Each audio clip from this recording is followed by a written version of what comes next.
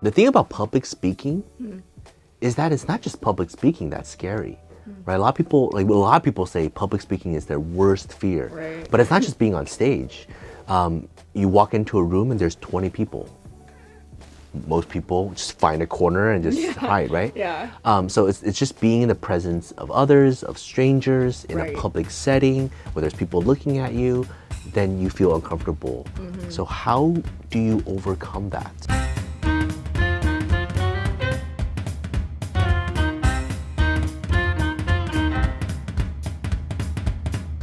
I guess it's kind of a stepping out of yourself.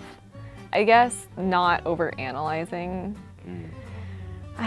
Because I'm thinking about giving a presentation at work, and Right. it is the speaking, but it's also like what are they thinking about the sound of my voice, or like, do my eyes move weird? You know, like weird facial expressions, or like, I don't know, like my body, does it look weird? Or, you know, like it's not, like you're saying, it's definitely not just like the words coming out. Right. Like your overall presence, you know, are you awkward? Do people like me? The epiphany for me was that people are going to judge you instantly and no matter what. You walk in a room, everybody looks at you, and they're Yeah. immediately going to judge you. Even if they don't want to, they're going to judge you. it's done. And they also don't care about you, and they're still going to judge you. They're going to judge you and then not care about you. That's exactly what's going to happen. Yeah. So, if that is going to happen, and that is the fact, and that is life, and that's going to happen everywhere you go, Yeah. instead of letting them judge you on their perception, Sure. why don't you give them something to judge? In that sense, you kind of feel like you have more control, Yeah, right? yeah. Your voice, how you present yourself, like this is what I want the world to judge me as, so I'm gonna go there and I speak freely. Yes. I know you're gonna judge me, but judge me based on what I present to you. It applies to every situation. If you're quiet, if you're loud, people are just gonna judge you. So just be who you are, and they will appreciate you accordingly.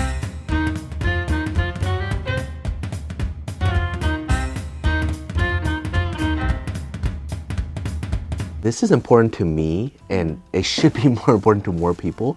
But as an aspiring scholar, right, as somebody who really cares about knowledge and learning, it's really important to me how to learn better, right? The traditional way of cramming books, we talked about in other episodes, find your learning style is important, and the time and place to learn. But still, how do you learn better? How do you expedite your learning process? Yeah.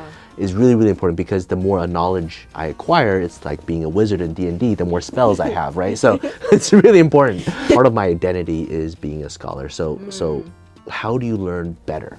So let me ask you that. I do have a current learning challenge, which is I really want to learn more languages. Right. So I'm trying to remember all my Spanish. I want to learn German, and I want to learn Korean to start. And I want to do to more. start. Yeah, Wow. I'd like to do more. It's not like Yeah. super advanced, Right. but like good conversational. But I am kind of having a hard time not being consistent, but finding the best way to do it without, going, German 1, German 2, as you would in school. One thing I took away from Richard Feynman, he's like really, really amazing physicist, but he's just also an avid learner, and he learned everything. And he's also called like the great explainer.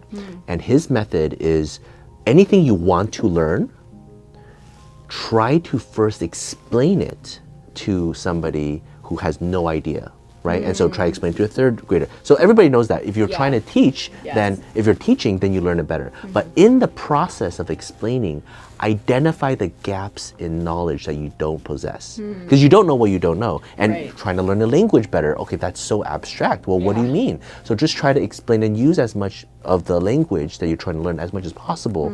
And then like, oh, I don't have these adverbs. I don't have these nouns. I don't have, what's missing Yeah.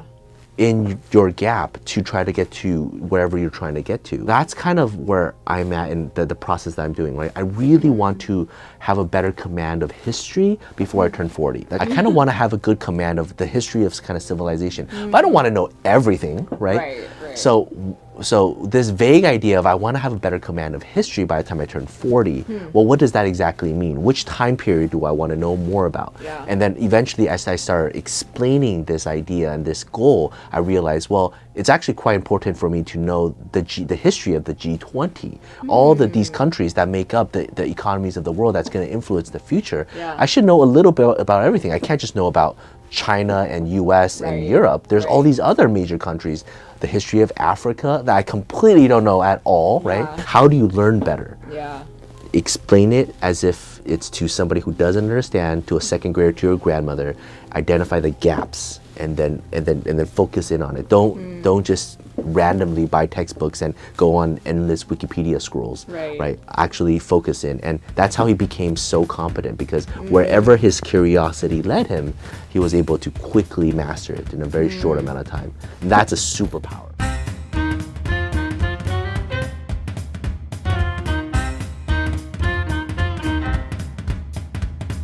Imagine if you can be just smarter in everything that you do by a little bit, right? We're not talking about like huge leaps in IQ or knowledge or anything, but like any decision making. If you could just be a little bit smarter. But imagine you apply that to every decision that you make, every purchase, every financial move, every career choice, every project that you're presenting at work. If you could just be just like 1 point, 2 point higher, Yeah. that would be so beneficial. So how can we do that? How can we somehow manufacture and just get like a little bit smarter in everything we do? I think there is a way. What is it? If you just talk to yourself in the third person, Oh. because when we are giving advice to others, we instantly increase the RIQ by that much more, right? It's like, this is a problem, and then if you're giving advice to somebody else, you're just that much smarter.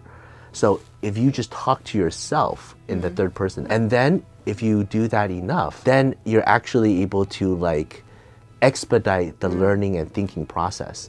Most people, right, and I want to say probably like 98% people, when they deal with a problem, what goes on in the mind is just problem, and then like emotion, and then this is what I think the solution is, and then they do it. Yes. It's pretty linear, Yes. and it's pretty straightforward, and there's not much that they can improve. Now, Yes. once they learn more knowledge, once they have a transformation, they have a limit break, they get born again, they hit nirvana, then maybe it's like problem and then this new enlightenment, Yeah. and then they can solve it in a better way. But it takes that crazy experience. Right. And if you could just do that, and you're in the habit of talking to yourself, then maybe everything you do could just be a little bit better.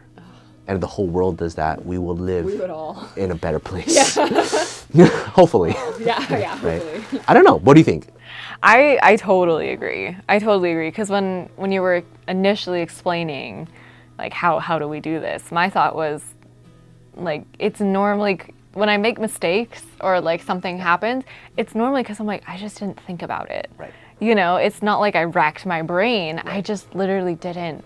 Yeah. I just didn't think about it. And if you just stop and think Yeah. for like 2 seconds, like you'll understand. But it's like you just blow by, you know, blow past all these things. Right. And just because it's, well, I guess it's probably like urgency, like Right. problem, oh no, Yeah. what do I do? Fix it. Right. And you just don't think about like all those opportunities. So yeah, going on the walks, Yeah, yeah. making a decision, like, and then I just question myself: is this the best decision? Right? Is this through the it. best move? Right? Is could there be better? What's the opportunity cost? And then by applying that, and sometimes it just takes a couple minutes, Right. and you improve everything that you execute, and it's just that much better.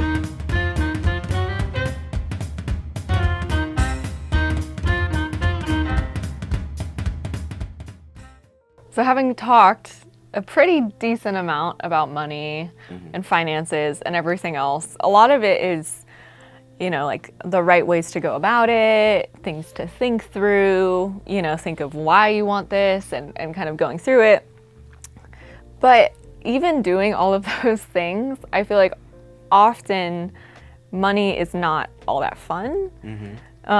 Even if you have a good amount of it. I guess I'm wondering, how can I feel good about money? About just not like physical bills, but like money as like a topic, like my finances. How can I feel good about it, as opposed to, you know, kind of insecure, kind of worried, kind of stressed, at best fine. What I've found to be the most rewarding and to make money feel good is actually seeing it materialize in your lifestyle.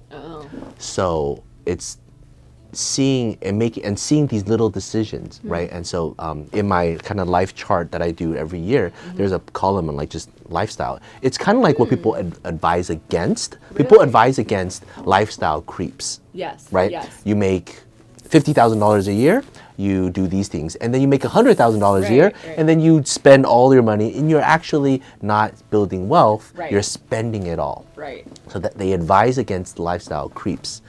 But the flip side of that is when you see money materialize into true enjoyment, then you're appreciating it, right? Yeah. So I definitely would advise against spending your money frivolously, Right. but every year, based on your achievements, based on how much you make, there's some money that you're putting away towards the future, you have these different goals. But if there's one little thing that you can tweak in your lifestyle, if you can increase your lifestyle creep intentionally, not just because you're trying to catch up to the Jones, right? If you're just Right. buying things to impress other people, or you're buying things because everybody in your income class is buying the same thing, then that's stupid.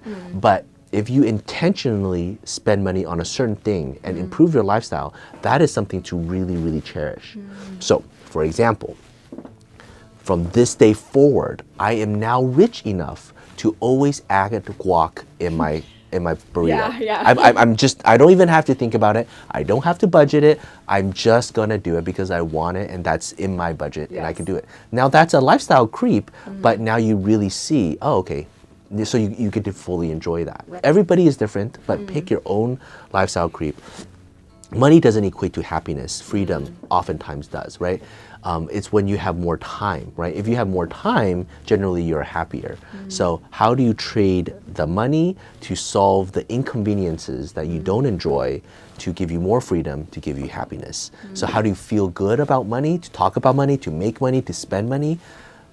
Materialize it in a way that you actually do enjoy, and just do a little bit of that, right?